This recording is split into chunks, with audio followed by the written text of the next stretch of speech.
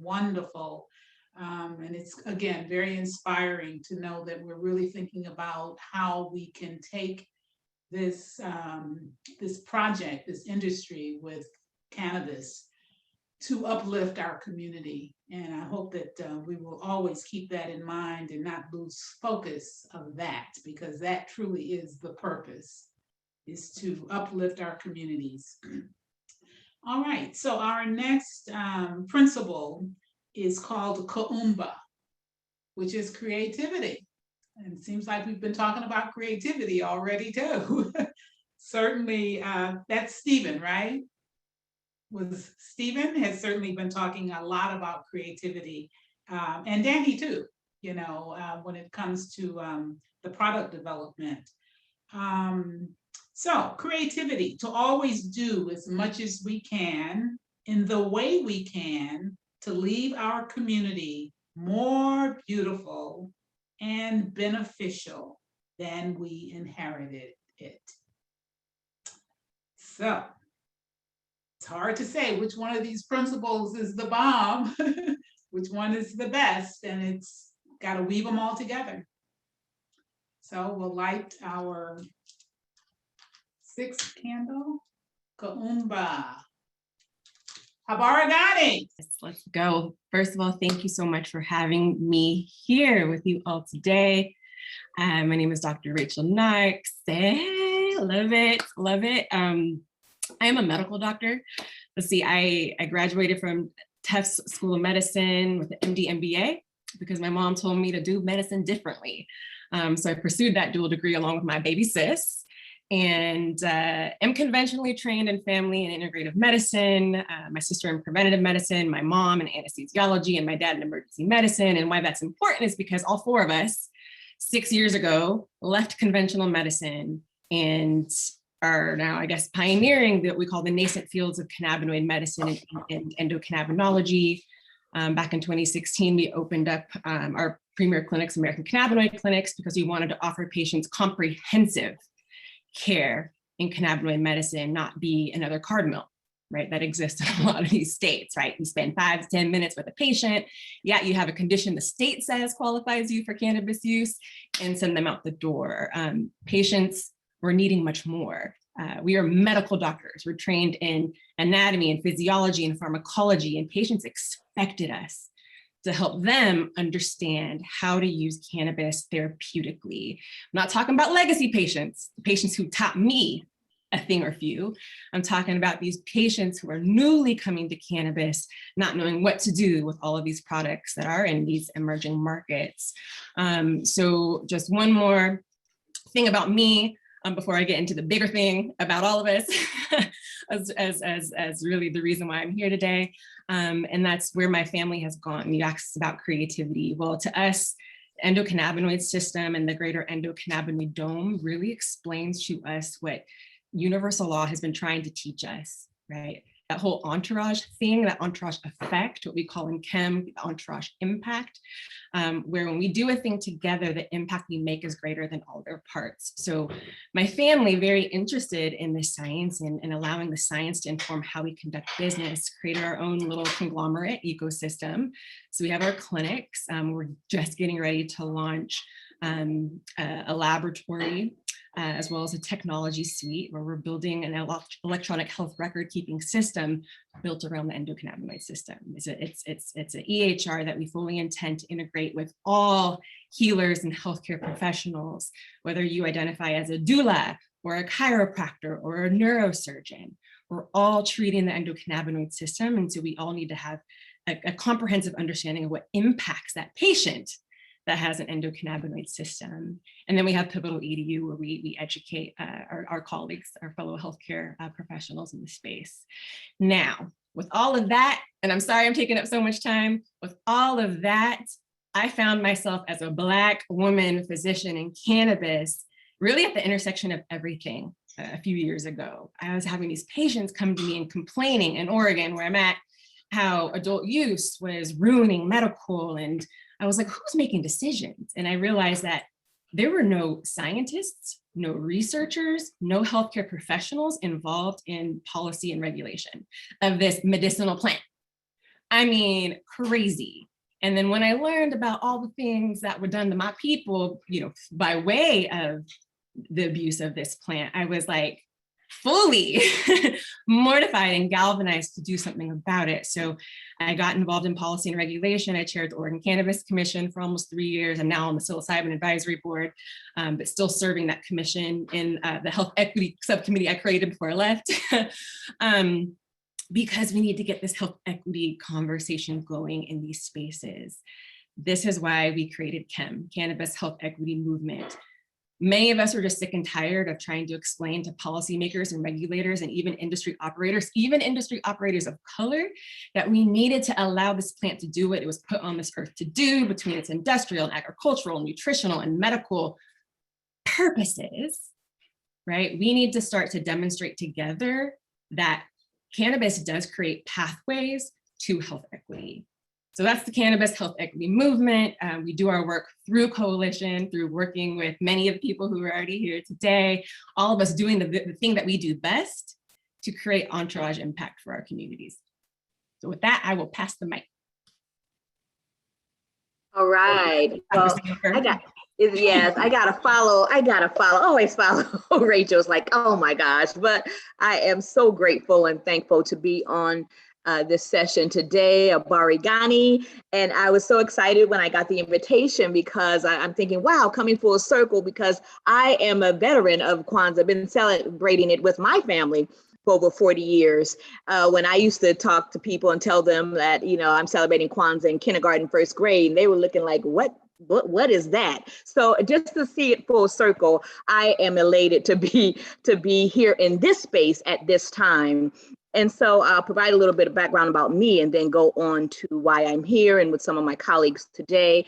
Is that professionally, I am at Morehouse School of Medicine in the David Satcher Health Leadership Institute in Atlanta, Georgia, where we are building upon and building up from the legacy of our founder, the U.S. Surgeon General, former U.S. Surgeon General David Satcher. Many of you may know him as former CDC director as well.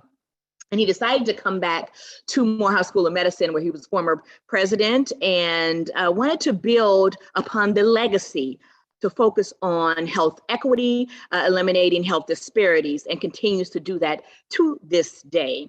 Right, focusing on COVID measures, especially now in this space, but not just that, but looking at influence in policy. I am the health policy director there now, and working on many initiatives more closely related, as Dr. Knox talked about with KEM, and focusing on health equity and medical cannabis use among 65 plus populations. And so we'll get more into that later, but I just wanted to introduce that.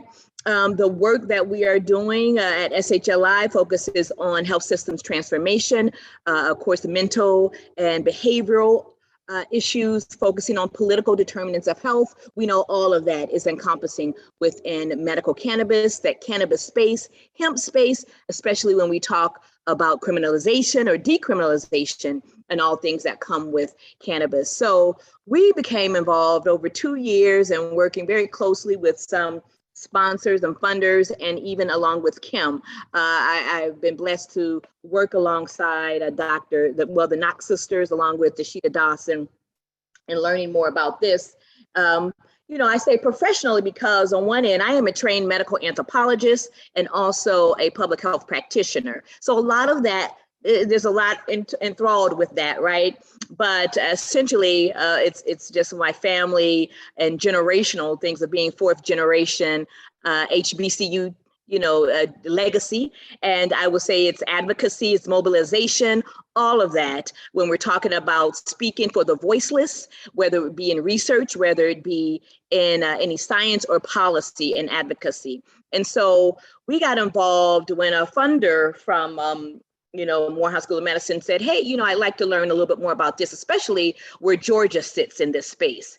At this time, some of you may know that Georgia is not legal here, medical cannabis use. We know that it will come in due time, as it will be throughout the nation, especially in the South. And it's very pivotal now when we talk about what's happening in the political landscape with medical cannabis and why it's happening, right? And who it will impact. So I think we need to look at this, and that's where we come into play, right? Why is this kind of happening? What's going on? And so the past 2 years, we've created kind of a repository of resources, of policy, conducting a scan, so to speak, of what's happening and why throughout the South, throughout, of course, the region, the nation, and within our state, as certain policies and mandates, and even institutional issues are focusing. And so we need to understand that. Of course, it's great because we have a great position at Morehouse School of Medicine, being an MSI, right? And we say, okay, where do we take this? And our leader, Executive Director Daniel Dawes, has created a whole framework focused on the political determinants of health, where we're looking at health equity, but also looking at those political drivers that have created those inequities, whether it be in medical cannabis, whether it be in other health outcomes that Dr. Knox pointed out. But we really need to know and how to demystify, how to educate, and that whole, translational part when we talk about endocannabinoid, phytocannabinoid systems. So we have the science lab bench work that's happening at Morehouse School of Medicine. We have the political landscape and examining what's happening throughout the nation and state. But then we also have what's happening in the community, especially with the 65 plus population, which is one of the fastest growing populations, and why we should do that. And when we talk about going back to KUUMBA, the creativity, because we have to be creative in what we're talking about and what we're doing. So how does that come when we talk about communications, we talk about informing, we talk about advocacy? What are we talking about in enhancing the voice that we've always been a part of? It's oftentimes that legislation has pushed us aside, but we've always been a part of this. So let's take our stand and of course, engage and empower those who have always been there. And so I'll stop at that, and not to take up any space, but I'll proceed on to the next person and to come back to it. Thank you. Well, thank you all again for having me. My name's Adam Moriarty with Intuin companies. I'm out of San Antonio, Texas, but work a lot out of Tulsa, Oklahoma. I actually should have been on the last broadcast there because Stephen set this up so perfectly for what we do. A lot of what we're doing in my background was finance and then working into the medical industry and getting companies to understand, if you're a newer company, that you're never, ever going to go against the big boys and beat them head on. You got to be a lot smarter, and a lot of that is done with education. So in the medical field, going back and working with the residents as their residents, so when they graduate, they can bring that technology out to the field, also working with the communities and colleges right now. So began working with Intuin technologies a couple years ago. And again, it's one of those things that there's a million different amazing ideas out there that nobody ever knows about. Doctor can have an invention that literally cures something, but you're not going to bring it to market a traditional way. So again, it's about education. It's about doing things more efficient, better, and then how do you actually bring these things to market? And a lot of what we end up doing is collaborating with other companies. So if you want to bring something to market, it's going to take you 5 to 10 years if you want to do it on your own. Or you can do something with somebody else that already has the ability, the technology, the skills, the people in place, that you can do it in 3 to 6 months and actually bring these things out to the communities. And again, I'll go back to exactly what Stephen said a minute ago on the hemp side. People don't understand what you can do with biochar. It can be used as an insulin. It can be used to garner carbon credits. There's a million different things that these things can be done that people have no idea about, that not only help our communities, but help us, and then are very beneficial.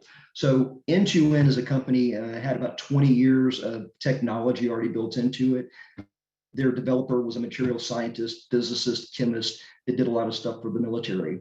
He had about 850 different iterations of silicon dioxide technology that did all kinds of amazing things.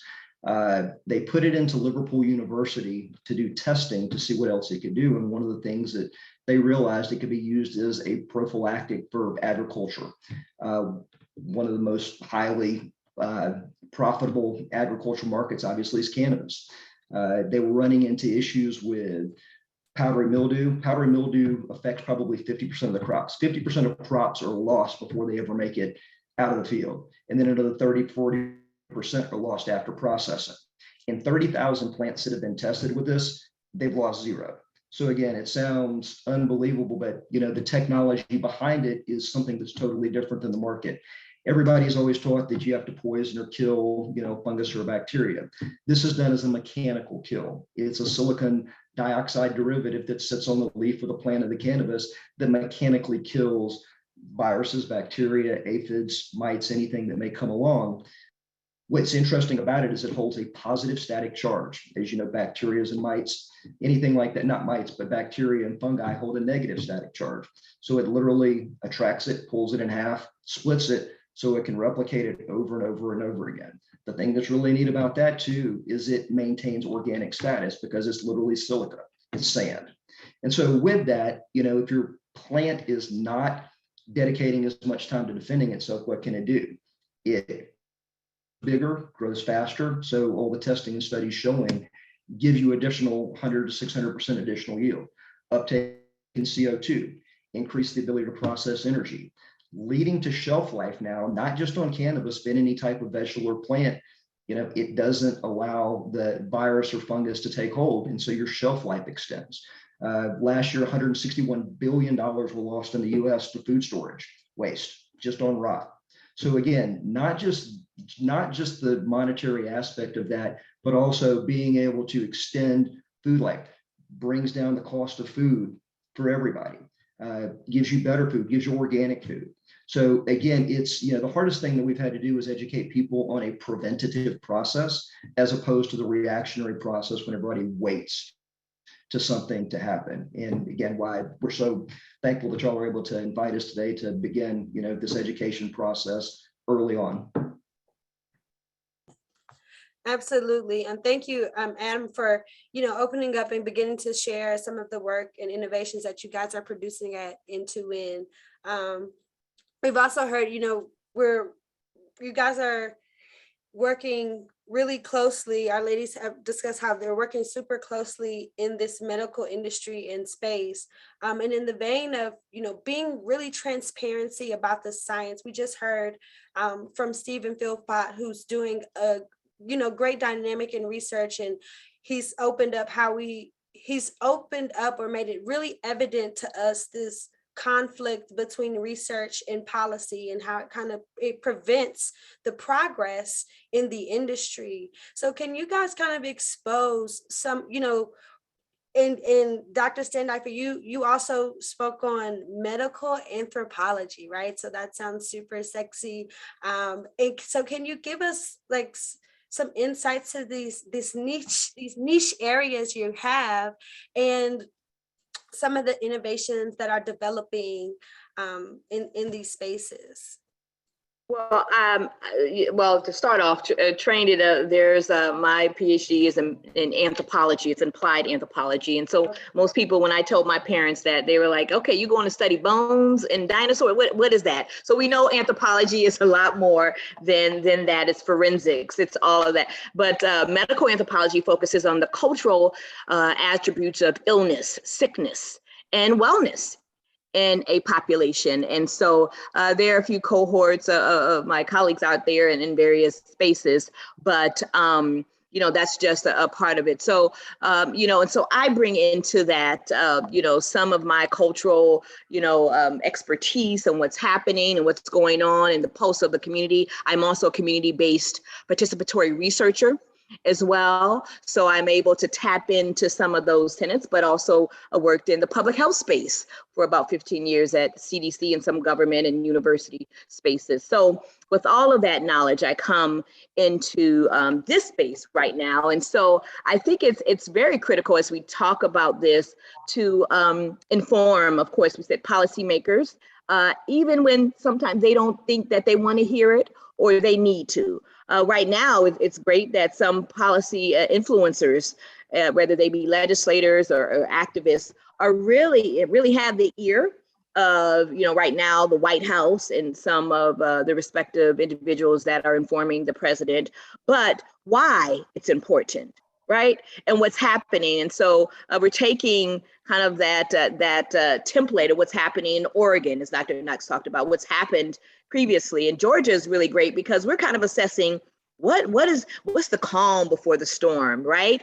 And so what's happening before we become, it's legal, and then we can actually see what's going to happen as we transform legislation. And we're learning from individuals in New Jersey and New York, what's occurring. And then post, how are we going to follow, this, and what do we need to say?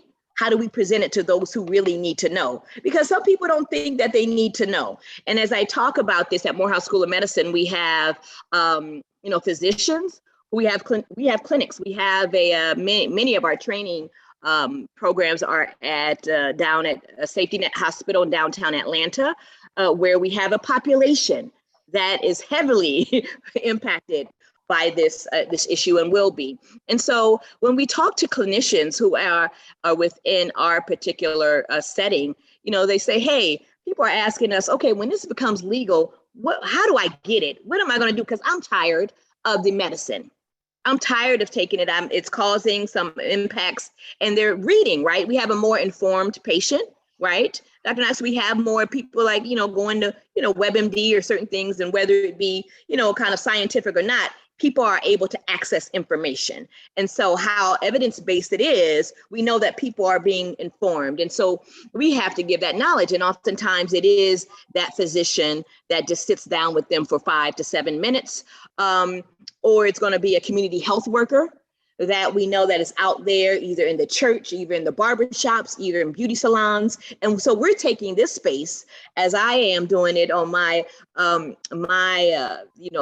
work, that I am going to be in communities where I am assessing clinical providers, clinicians, along with educating, informing community-based members on what's happening, putting a pulse. Well, how would you like to receive this information? What's the best way? And how are you using it? Because we also know that, some people are using it and saying, hey, I'd rather get something from the corner man instead of going to this whole process, because they don't understand, right? And so to meet people where they are, we have to understand that on the academic side, we often take that top-down approach. We call it ivory tower. And so we have to take that hat off and just walk people and meet people where they are. I've sat in beauty salons, barbershops, nail shops, and just, you got to sit there. You have to sit there. You have to sit there and create relationships and break down the barriers. And so that's where I am, and that's what I do. And I sit in churches, and I sit and I talk and just communicate what's happening, because again, these people, individuals and populations are not often very well versed, understanding of the impact that medical cannabis will have, and how to go about and navigating this whole system. And so when I talk to clinicians, or when we exchange dialogue, they're telling me what's happening. And so we're saying, okay, I need to create something for clinicians, because even some clinicians don't know, well, where does this space come from? How do I even start to talk about it with my patients? We need to inform residents, right? Residents to say, hey, I'm about to go out into the real world and have a real world a job. Where do I start?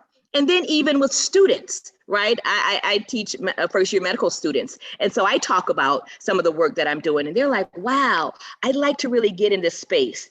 And so again, we're talking about that continuum in the medical curriculum, right? Where we have to infuse it. And Dr. Knox knows a little bit about that. We've talked about this. Where do we go? And it would be great, as we kind of talk about this, as we talk about that, clinical perspective, where we're infusing it within the curriculum, where it's going to hopefully be a course that medical school students take, from residents on up to clinicians, whether we do it in grand rounds for clinicians and where they're talking and exchanging dialogue and talking with patients. I talk about this because professionally, that's what I do, but I think it's really important that personally, I was also working with my husband who passed of cancer earlier this year. And we participated in some of the medical cannabis programs that were offered in Florida.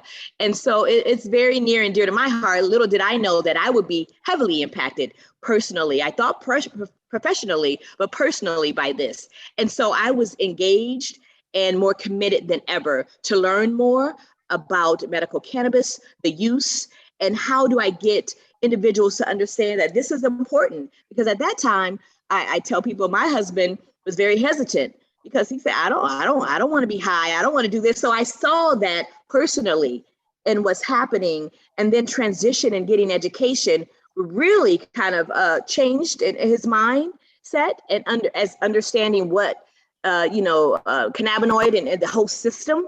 And when you look at that and providing that education and being well informed is that creative aspect. And so I said, okay, how do we do this? Do we do this via webinars in academic settings? We've had Kim, we've had other individuals come and talk about it, but what else do we need to do? Do we need to go in and educate individuals, as I talk about, in those community set forums and venues, barbershops, beauty salons? We take it to AAU meetings. Where do we kind of situate our communication and our informative efforts? And so even with policymakers, we're holding, monthly sessions to educate policymakers. And so they'll have a peer-to-peer conversation with people that are making legislative decisions locally, statewide, and even nationally.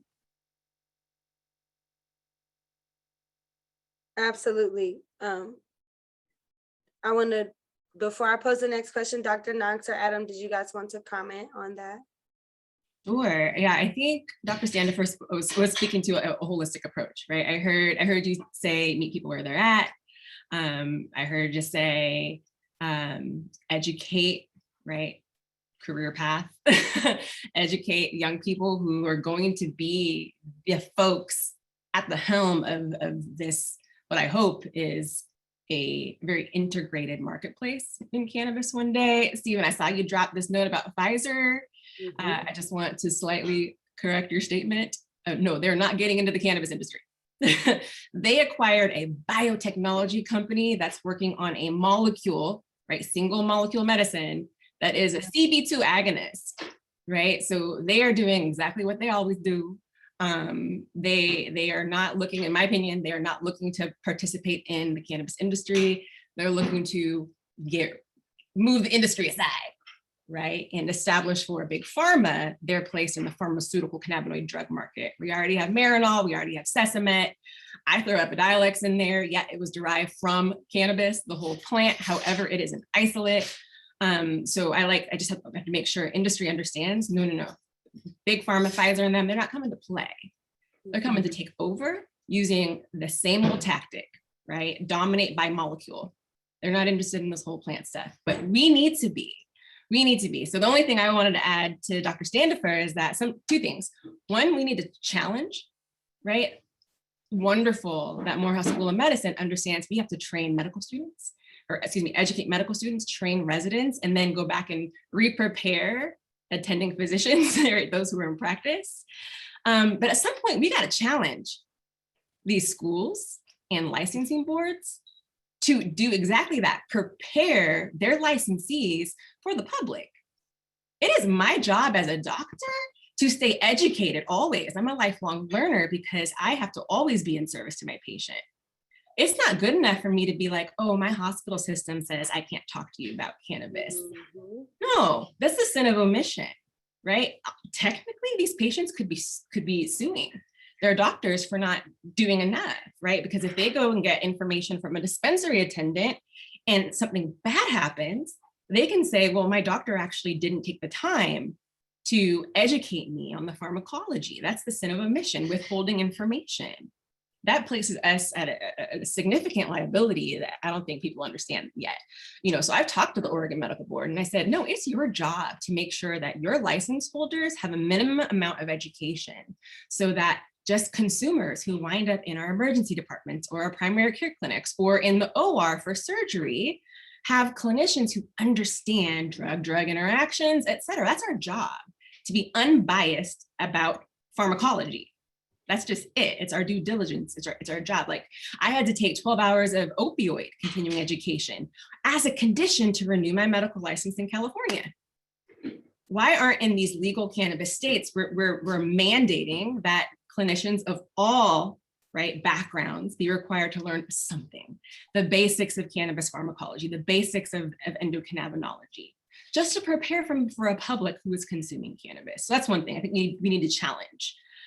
Two, folks, you know what? Yeah, policy and, conventional research, we have to understand they are not the only avenues through which we can conduct research.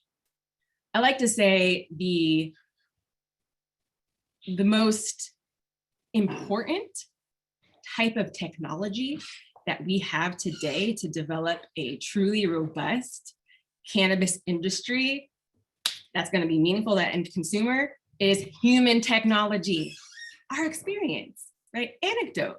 I don't think the cannabis industry, I don't know if they don't care enough or they don't understand well enough that we're conducting decentralized clinical trials right now, right? Consumer feedback, by and large, is going to continue to inform us about what cultivation varieties we should be growing in whatever region we're growing it, what products we should be manufacturing, cannabis into, right? What chemical profiles that we need. And I challenge, companies of color specifically to meet the needs of our most vulnerable, right? People of color, especially Black people, are suffering, immensely from the same leading causes of everyone else.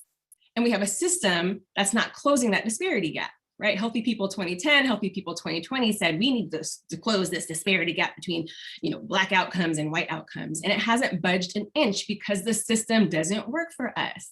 So if we really think that cannabis is medicine, why aren't we creating the products that can address the conditions that our community is suffering from? Because they're not, right? If we think cannabis can treat cancer, one of the top 3 leading causes of death, why aren't we creating products with chemical profiles that attack cancer?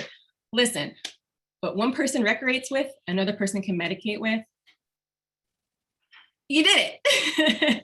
So long as we're creating products that I say meet the bottom line for the most vulnerable of us, then we're addressing everybody in this marketplace. The person just looking to get high, and that is okay, and the person who is immunocompromised because they're trying to, treat pancreatic cancer. We can do better right now. We can collect the data right now. All of us clinicians in these medical programs can collect the data. We do. Every time we see a patient, we're collecting data and information, and those insights can be used to improve this marketplace. And like I say, the market grade cannabis is important. We need to be studying it. So the last thing I'll say is that I think that every state needs to create a research license or a research scheme that allows the local market grade product to be introduced into clinical trial or research study for whatever purpose, whether that is like truly clinical insights or public health, whatever. We need to be studying what's local, period. We're dealing with that right now in the Psilocybin Advisory Board. Like, what are we gonna do? Right now, we're trying to develop a program that allows consumption of whole mushroom based off of the data collected from psilocybin, synthetic isolate clinical trials. Those aren't the same thing, right?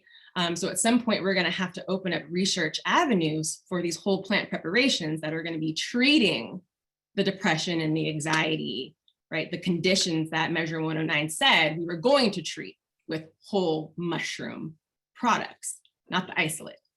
Right, so to me, that's the difference between what Pfizer is doing with Arena Pharmaceuticals and their patented molecule versus all this whole cannabis landscape out here with endless possibilities, right? Products of endless chemical profiles that we can actually use to actually deliver precision medicine.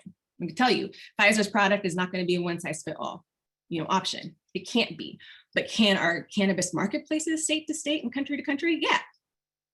Actually, yeah, we could. We could achieve precision medicine with the biodiversity that cannabis creates for us. We just have to be intentional about investigating whole plant cannabis for these varied medical conditions.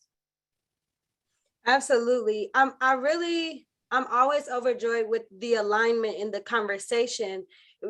We've been through, this is our 6th panel of 7 today. And earlier, what I hear from you all is this, again, us being able to define equity for our own community, right? Because that's what we're doing. That's what you're doing, Dr. Standifer, when you do this just observatory research and embedding yourself in our community and seeing what the conversation's about and what people need and listening to the consumers and again, using whole plant medicine, because that's what we recognize the benefit and we have to define that for ourselves and we have to take on the responsibility, you know, to embed that and matriculate that throughout our community.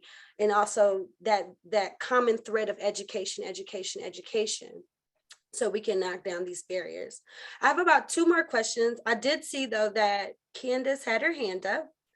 Candace, did you have a question? I did. First of all, Dr. Knox, I just love your voice. I don't know what it is, but I feel like it's just telling me a story and I just have to listen so intently.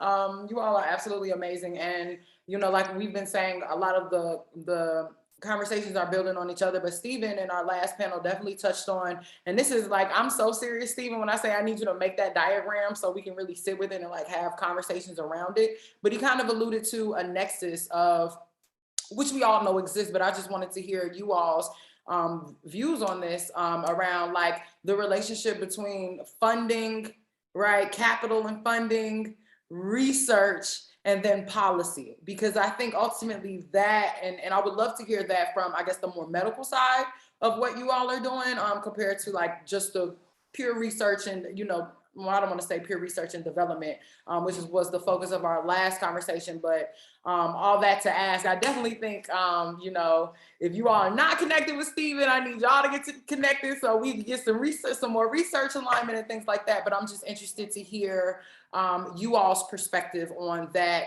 kind of triangle. What did you call it, Stephen? The gridlock, the cannabis gridlock? Is he hiding? You be doing that. But either way, the question is still there. So yeah. If we have time. I'll tack on to what Dr. Knox just said. I mean, one of the things that's happened in the last couple of years, truthfully, people are being educated, but they're asking questions. Some of this stuff just doesn't make sense. And so people are beginning to ask these questions. One of the physicians that I work with really closely made a pretty, prevalent point, because he said, I get 7 minutes with a patient. And he said that patient's not my client. The insurance company is my client because they pay me. After 7 minutes, that's it. That's all you get. And you're relegated to whatever that insurance company says you can do at that point. Now, as an oncology patient, again, you've got lots and lots and lots of things going on. And if you've gone into a dispensary, you notice that 80% of the people in there are not what you would call a stereotypical, pot smoker. They're moms and dads and, just average everyday people that typically have something else going on like that. And for, $50 to $100, that's a heck of a lot, less expensive and more effective than a complete cycle of, AZT treatments, which are, tens of thousands of dollars a month. And so I don't want to say the insurance companies are doing this a favor, but they really are, because they're forcing people to go out there and become more educated and ask these questions and find alternatives to the medical, suggestions that they're receiving right now. So they are helping that. And, again, the Pfizer thing doesn't stun me at all. They're just going to find a different alternative, to try and drive a wedge into this market as much as they can. Yeah. And I'm sad I didn't get to hear, much of the conversation earlier, but we have to understand, folks, right? Funding, policy, research, they're all a function of brutal capitalism, right? It is riddled with conflict of interest. I'm not surprised we haven't adequately funded clinical trials or even preclinical trials to investigate the benefits of cannabis in all this time. Right, most of y'all know we've spent hundreds of millions of dollars over decades and decades and decades, primarily looking for the harms of cannabis, right, consumption. And I think by now we would know, right, with all that funding and all that political will to find what's wrong with cannabis, we would know today what is wrong with cannabis. So for us to still be having these debates over the pros and cons of cannabis and the risks and the benefits, we gotta stop scratching our heads. We have to agree that maybe the harms truly do not outweigh the potential benefits, which is accurate, But I think right now we are also struggling with a lot of ego. And right, when any of us are challenged with being wrong, how do we react? Right? None of us, that doesn't feel good. We're talking about politicians, researchers, academics, medical professionals having to admit they were wrong. Right? And many of these people's careers were built upon a false narrative. That is a tough pill to swallow. So it doesn't make sense because it doesn't make sense, which is why, my response, right, somebody wrote decentralized clinical trials, is that like, we're gonna have to just demonstrate on our own that we can conduct all of these things in a different way. We can conduct research in a different way. Like, talk about decolonization. How can we apply the principles of decolonization to all of these conventional systems that have been like literal barriers to advancing wellness and well-being and health equity and prosperity? I think there's enough of us in this space to completely paradigm shift, right? And create new standards, better standards, and demonstrate the outcomes that are associated with that. Because I think, when we're dealing with governments who are very conservative, academia, which is very conservative as well, they're looking for other folks to figure it out. And typically they're looking to the private sector to figure it out. Well, we're amongst the private sector, right? With all of these stakeholders within what I like to call the industrial cannabis ecosystem. We can start to implement our good ideas in a way that creates a competing paradigm. And then one day we'll be able to, compare the two. But can we create the ecosystems, right? The compassionate capitalistic ecosystem that we think is better for our communities than the status quo? I think so. I remember when I was in training and I was talking all sorts of, I can't stay in the system. Like, I want to do, this was like my third year of family medicine residency, and I was very interested in cannabis at the time and disrupting healthcare. And I don't know what I was thinking back then, but my attendings were like, Rachel, change the system from within. We're like, just stick it out. And I was like, have you seen this system? This sick care system, it does not want to change. It actually wasn't designed to change. And as a matter of fact, it's getting wealthier as people are getting sicker. So no, I'm not going to stay within the system to help it change. I'm going to be a part of creating a new system.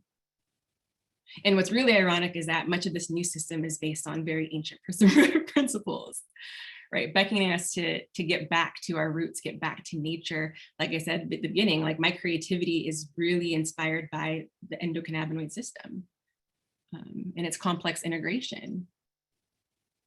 But I think we have to think very differently. I don't think that funding and policy and research are just going to align overnight.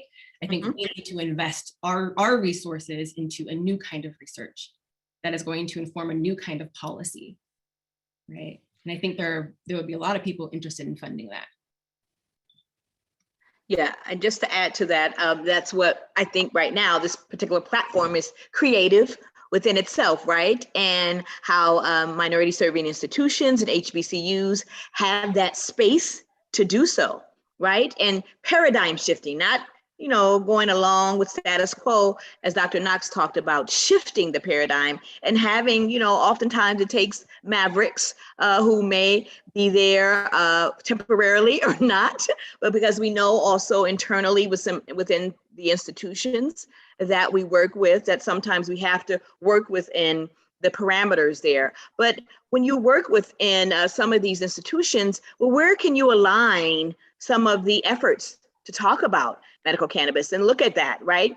And so how do we do that? So as I talk about it from an academic perspective, where we have a natural product research center at Morehouse School of Medicine that is looking at the systemic issues related to it, a nervous system and phytocannabinoid and endocannabinoid systems.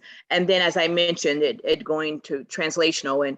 And as we go into the community and as we talk about policy, what can we do that's different? And how do we do that? And right now with our initiative that's ongoing, we are trying to find out those strategies to best be implemented, whether it be through private funding or our regular initiative that we're offering and taking some subset of community-based research, but we have to do that, and that is what we're doing, and to align ourselves with Tuskegee, with other institutions throughout the nation that will continue to do so with undergrad and graduate institutions. So we are here. Well, I think it does have to start at the university and the state level, for the simple fact that the federal government doesn't acknowledge it.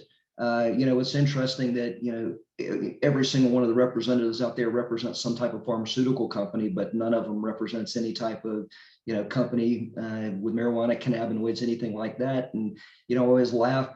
John Boehner, the second he resigned, from House Speaker, becomes the head of the largest cannabis company in the country. Why did he wait until he resigned to do that? It's ironic. Absolutely. We're going to take a slight pivot. Thank you, Dr. Rachel, for acknowledging the question in the comment box. I think we would love to come back and kind of expand upon that, because I find that interesting as we utilize these new technologies to utilize new technologies to close the gap. And I believe that what you're speaking on here is an example of that. But before you further expand on that, I would like to pose the question to the panelists. We've been talking about this man-made distinction between hemp and marijuana.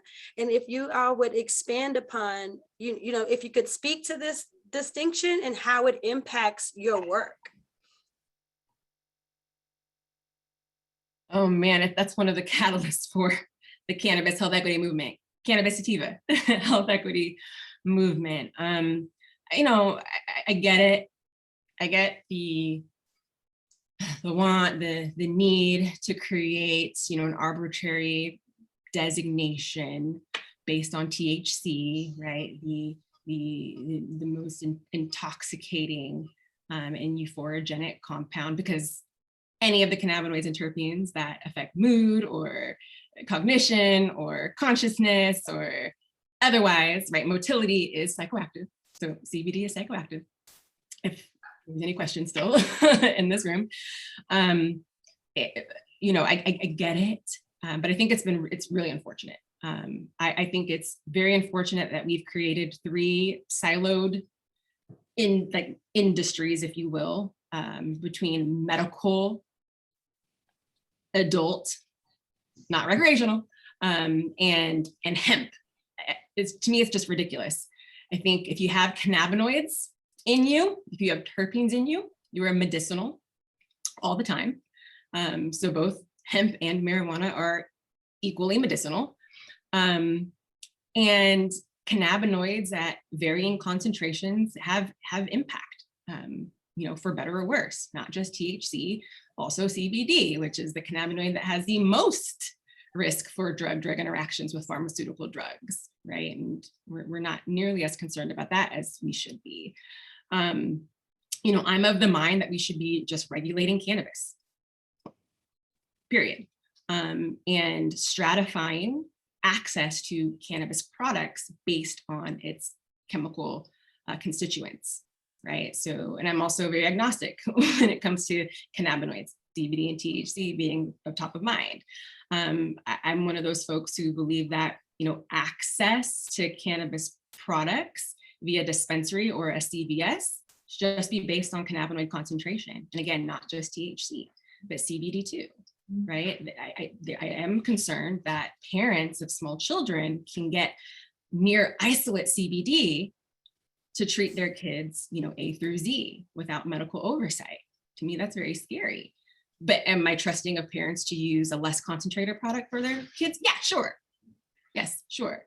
And then we have non-cannabinoid products that can be, innovated into all sorts of interesting things. And that's how I think we should regulate this plant, just cannabis, and determine where it goes, what marketplace it enters into based off of the end use, the intention, and chemical profile. I think it's that simple. I think we're dealing with the headaches we are today because, well, obviously of fear, but because of this obsession with regulating THC, right? And it's forced us to, like I said, create not just a THC versus hemp or industrial versus, medical market.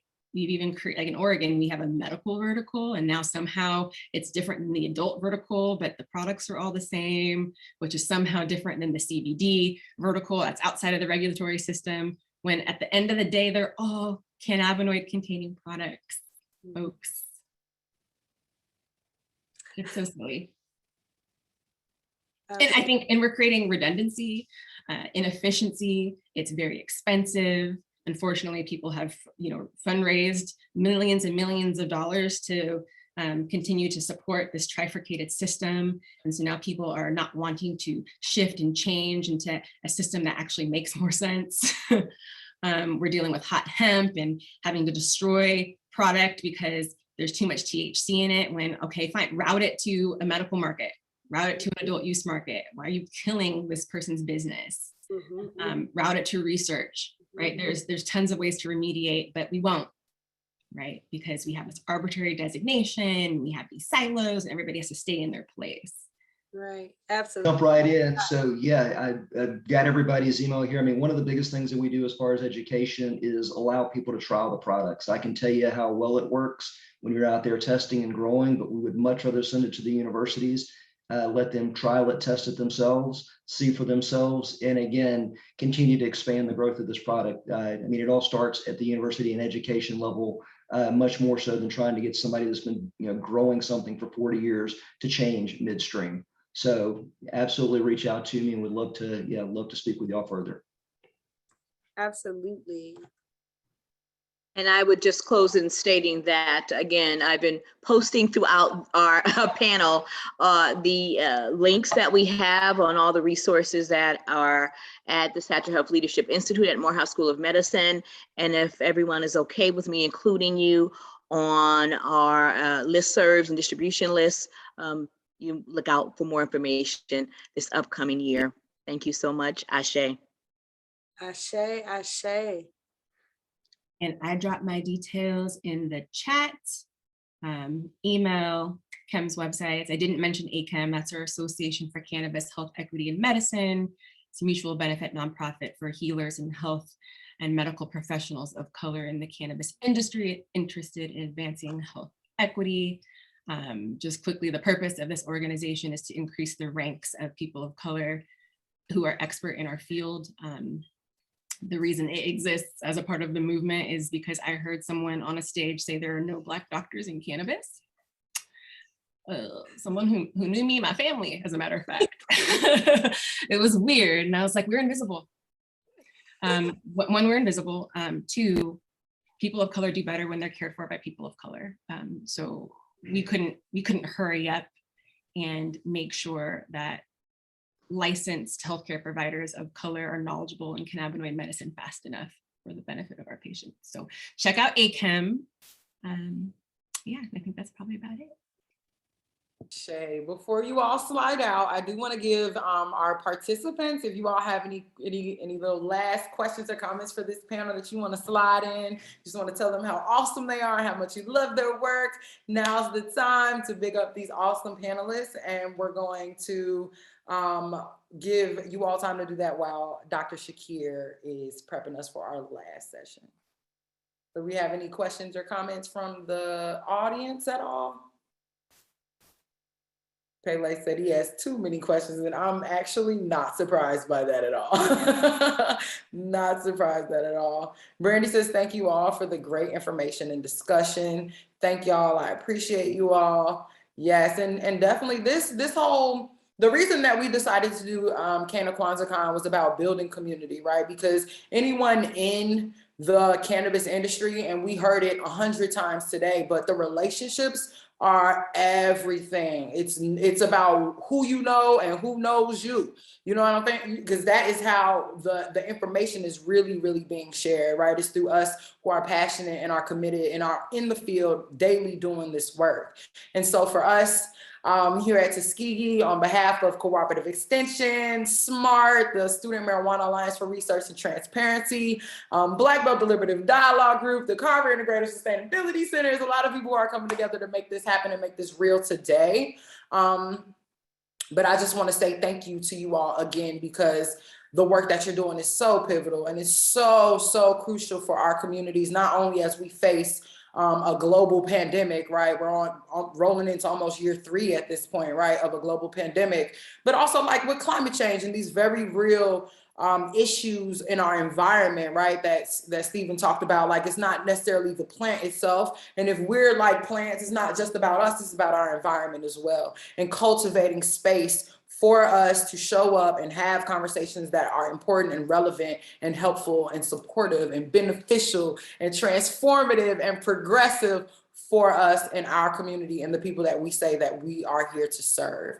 And so with that, I am going to give Lakiah a little bit of room to say anything that she may need to say. And if she has nothing, I am passing it to Dr. Shakir. I'm actually very interested as we look at these developing technologies, if Dr. Knox would take the last 2 minutes that we have to really speak towards how you guys are using blockchain technology to create this new database. Yeah, so I don't know, my mom had a vision like 6 years ago that she wanted to use blockchain to create an electronic health record system, which is being done. Like, people are building their records. But the point was that, you know, we as people have responsibility to care for ourselves, but we've totally taken away the expectation and the responsibility and the understanding from patients that they're their QB, right? They're the stewards over their health. And we're not empowering them. Like, I don't feel empowered, right, to take care of myself because of the system. I'm activated from within to do that, but not everybody has that benefit. On the one hand. On the other hand, right now, who's benefiting from the data that is collected through EHRs? Not us. Not the people who own the data, who the information is coming from. And so we wanted to make sure that we created a system that really honored transactional reciprocity, economic reciprocity even, right? If people are developing products or raising money for research based on, you know, individuals' data, personal health information, I think something needs to be returned to those patients. And by the way, did they opt in to sharing your data to create insights for you to then capitalize off of later? No. So we really cared that we built a system that informs care providers across the entire spectrum. Again, I mentioned everybody cares for the endocannabinoid system, while allowing patients to maintain their ownership over their data, allowing them to give data in exchange for something back. And that can look like all sorts of things. It can look like digital tokens. It can look like money. It can look like discounts for care. I mean, you name it, whatever. We want to incentivize, right, patients to participate. You own your data, you get something for sharing it, on the one hand. On the other hand, as an endocannabinologist, I want to know what your chiropractor is telling you. I want to know what your nutritionist is telling you. I want to know what your massage therapist is telling you. And I also want to know what supplements you're taking, what foods you're eating, what essential oils you're diffusing or consuming, what chemical profiles of, you know, cannabis products are you on psilocybin or whatever. I want to know all of that. And I want to be able to understand your outcomes. I want to understand how all of those data points are making a meaningful difference in your life. I want to be able to track all those things. And right now, I might get records from a chiropractor's office, and I'm not a chiropractor. I can barely translate that. I'm not really sure what they're talking about. So can we create a system that also allows for all of us different healthcare providers to understand the care plans we're sharing with our patients? So again, this whole entourage of things, inspo shows up here, where we want to actually create the system for the future, for the endocannabinologist, that finally connects a very dynamic lifestyle of patients across how they're using supply chains, right? And all of those things we hope will inform all of us. It'll improve how we educate, you know, clinicians and healers and health workers. It'll help in product development, right, for the purpose of that end consumer. And it will allow these end consumers to become engaged in really what we call, you probably have heard this term before, it wasn't coined by us, but citizen scientists. So we're actually inviting patients in to the ecosystem to help, again, advance healthcare for the end consumer's benefit. And blockchain technology, this immutable ledger, and how it integrates with an EHR allows us to do that.